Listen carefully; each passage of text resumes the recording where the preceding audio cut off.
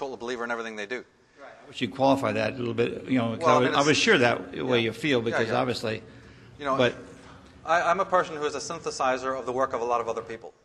And that's both people, that's people that maybe you or I would not personally totally have an agreement with, you know, and it's some people that have a lot of truth. You see, you know, even people that we would have major disagreements with are also fascinating scholars. I mean, Albert Pike, right? One of the most, in one way, certainly in an American context, it's one of the most demonic, evil people you can imagine. Yet another part of Albert Pike was an incredible scholar who had many important things to say. So I'm very synthetic. When I come, you know, if I was dealing with them, when you know, I know where I'm positioned in life. So I am in opposition to a lot of these people that we're talking about. But I also know that we need to go to their works to discover things about them and the way they perceive us and so forth and so on. So I take a synthetic as opposed to a hardcore, you know, approach, basically. Sure. And also, you, of course, mentioned Nietzsche and quoted him, and as you know, he preached that God is dead. And right. Would you agree with that position of his? Yes, I do. I'm a Nietzschean, and you know, but I don't want to get into an argument with a Christian over Nietzsche's philosophy.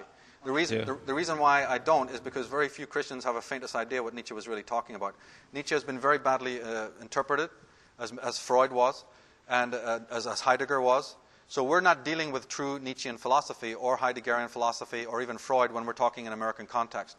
The APA and some of these other organizations have grossly misinterpreted these people. So when I'm talking to Americans about these philosophers, we're talking to an American idea of these philosophers and not their works themselves. So that's where I draw the line. I know I don't mind that if people have those theories, but I personally, as a student of philosophy, tend to not get engaged in theory and talks and conversations with a person that they have an idea in their mind about, which is almost totally not what the person was. This is what I bump into, you know, too much. There's a lot of label reading goes on in America, and as I say, a lot of these individuals have been put before us in a bad light. Now, that doesn't mean that I'm, you know, lionizing these people. I know where their dark sides were. I know where their, you know, errors were philosophically. But, you know, and that I will do. But I have to talk to people who are actually in the know of the people's philosophy, not as some other sort of hardcore maniacs have presented their philosophy. So with the case of Blavatsky, you see, and Freud and Nietzsche, I'm aware of a lot of the, you know, especially from the Christian movement, that they have questions about these people. I've been on Dr. Monteith's show, you know, and I've grown up reading Ralph Epperson and Tex Mars and Jim Mars. Love all these people, you know, and I believe what Bo Greit said. And as we got to put all of our stupid little sectarian, you know, differences aside, because we're being shot at by something incredibly malign. Right. You know, and this is where I try to keep the focus, as opposed to getting into the minutiae of he said, she said about certain individuals, you know. Okay, and last point there, of course, you quoted Manly P. Hall, one of the most, in my book, most evil people in the world because he was involved in the Illuminati. But also you had Aleister Crowley there, and there was a quote from his book, Magic in Theory and Practice. Right. And Ted Gunderson gave me some pages there from, remember the chapter on the blood sacrifice? The best one was a young, blonde, of innocence, a boy. There's a case in point. But let me finish, okay? Okay. And my point is, he has a footnote there quoting Prater in his memoirs. In 15 years, he did 150 sacrifices per year. That's 2,250. I met a supporter of this man down in Atlanta. He videoed some of my events, and he said that Prater was actually Crowley using a pseudonym. That I don't know anything about, but I can certainly tell you that those quotes that have been taken from the book Magic in Theory and Practice have been totally misinterpreted. This is a case in point I was just talking to you about, Doug, is that people take one little line from Magic in Theory and Practice about the child sacrifices and so on without even printing the whole passage. People need to go to that area of the book. In fact, they need to go to the book and read it about the incredible, beautiful, the spirituality of that man and of that book have yet to be brought out. They pick on one little diatribe. He was addressing in that book false magicians. The quote is actually directed not to the ordinary reader because he was a magician. He printed his books for his own magical society and for other people practicing the occult arts. And he also knew that a bunch of maniacal, black magician type people were following him around and misinterpreting his works. These people are always having that problem. And when he wrote those pieces, he was addressing these people because that's what they wanted to hear. And if you read the footnotes to those passages, it says, and anyone who goes and believes what I've just said and does this is an idiot. It would be like today, somebody saying something on TV with a sort of, tongue-in-cheek type of way. Now, people always, bash Crowley. My God, that man, we have people in power today who dwarf the kind of, if he was, malign, my goodness, what we have today with these people's champions doing infinitely worse. So we need to do our homework there. Again, he was a man who had some very, pernicious parts to his personality. But so does a lot of other people. So do the people ruling the world today.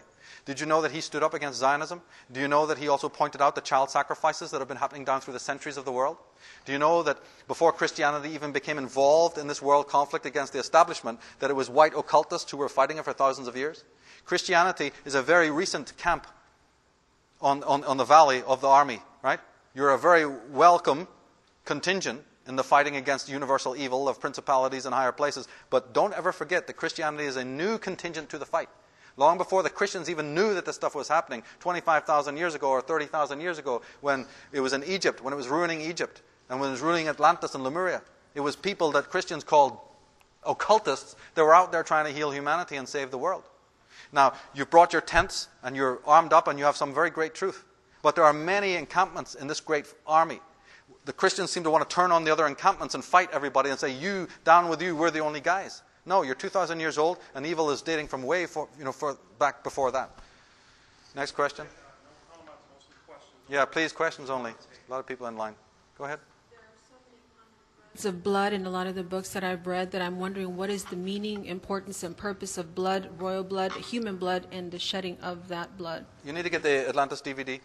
Either get the Atlantis book or the Atlantis DVD. That's a very, very important question. Blood has certain occult properties that these people want to release. The cortisol. There's all their occult properties, and I go into that in the Atlantis DVD. That's 15 hours long, and in the Atlantis book. And it's very important because it's happening today. Children are being abducted. There's ritual killings. In lots of ways. Yeah. According to your work, we were genetically manipulated. My question is simple. What is it to be human? What is human, and who or what created humans? The human is, we've been talking about all the aberrations that stop a person from being human.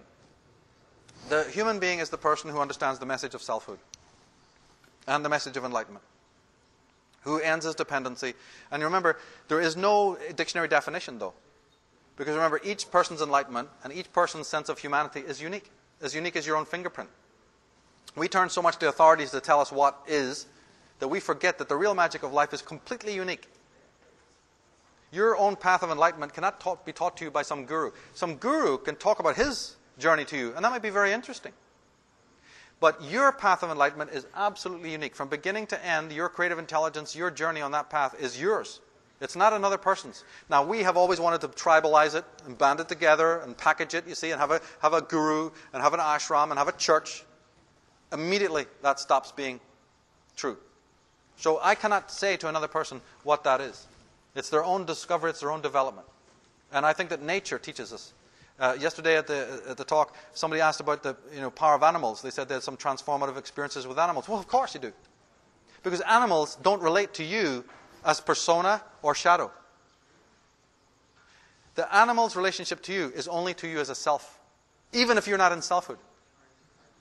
This is a miraculous thing. That's why people say it's healing to be around animals. Because the animal is not buying into all that persona stuff.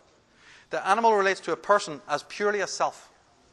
So you learn about the mystery of selfhood and the mystery of humanness from animals and from what we laughingly call the inanimate. Now, I write about this a lot, so there's information on the websites. You have to fall in love with that which is not animate, right? Which you think is dead. You see, the problem with us is that human beings always want to spend most of their energy getting into relationships with other human beings.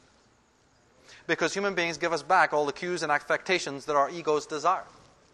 But there's a whole world of stuff. When have you last talked to the light around you? When have you last addressed the air or the ocean? The sky is painted a different hue for you every 5 minutes. Do you notice it? Right? There's simplicity all around you. You can't say, is a dead rose more beautiful than a live rose? Nature is painting her picture for you every single day. There's a miracle going on everywhere. Have you looked at the skin of a fruit? Or, are you aware of the decaying buildings and the beauty in that? Or a rusted lamppost, or a guitar, or a piano, the intense beauty in that. No. We're all looking to human beings because we're so in need of dependency. And there's this whole other panoply out there. A whole incredible, magical, mystical tradition, a world. And we're not even aware of it. The beauty of animals and what they can teach us, you see? So the fully human being is a person who actually desists from a lot of his relationships